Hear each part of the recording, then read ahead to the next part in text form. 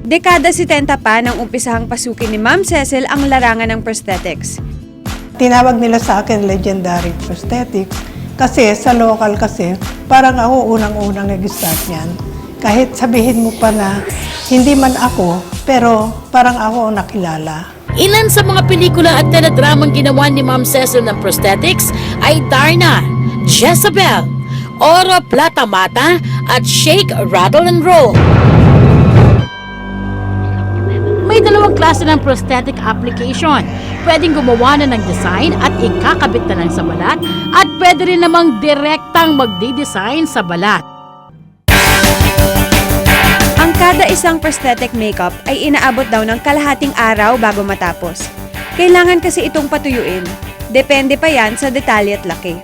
Una, timpla-timpla lang ako, sarili ko. Mahilig akong mag-invent, mag-discover. Nadagdagan mo yung karakter ng isang tao na hindi naman siya talagang ganon. Sa galing ni Ma'am Cecil, pare-parehong namulat sa prosthetics ang kanyang 5 anak. Nasa ibang bansa na ang 3 sa mga ito, habang naiwan ang 2 pa sa negosyo ng kanilang ina. Pero sa 2 anak, si Ramon ang mas madalas kasama ni Ma'am Cecil noon sa mga taping at proyekto.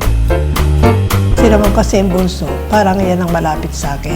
Kaya mas na-master ni Ramon ang mga teknik ni Ma'am Cecil sa pagiging isang prosthetic artist. Mabilis din daw itong gumawa at mahusay umisip ng solusyon sa tuwing nagkukulang sila ng gamit. Si Ramon, pagdating sa trabaho, malakas yung loob niya.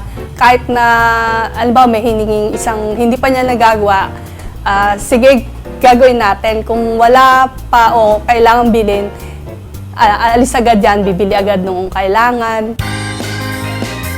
Tuwing wala namang silang project sa paggawa ng prosthetics, abala si Ramon sa paglilinis ng bahay at pagluluto ng ulam. At ang mga paborito niyang iluto ay mga putahing may pulang sauce o kaya ay tomato-based na sabaw.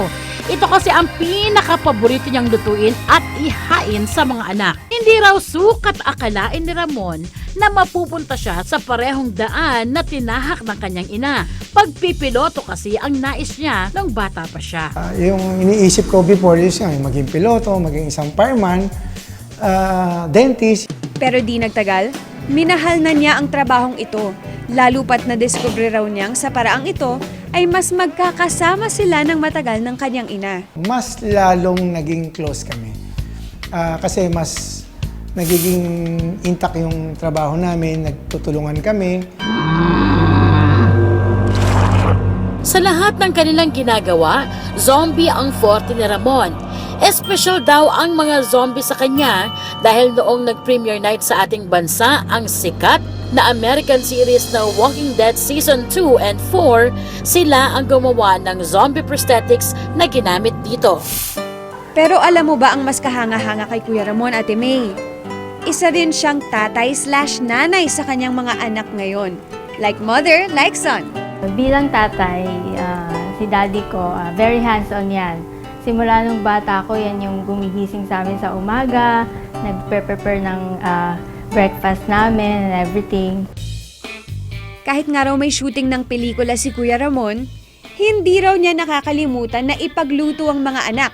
How sweet! Kaya naman mamaya, siya naman ang paglulutuan ng mga paborito niyang ulam.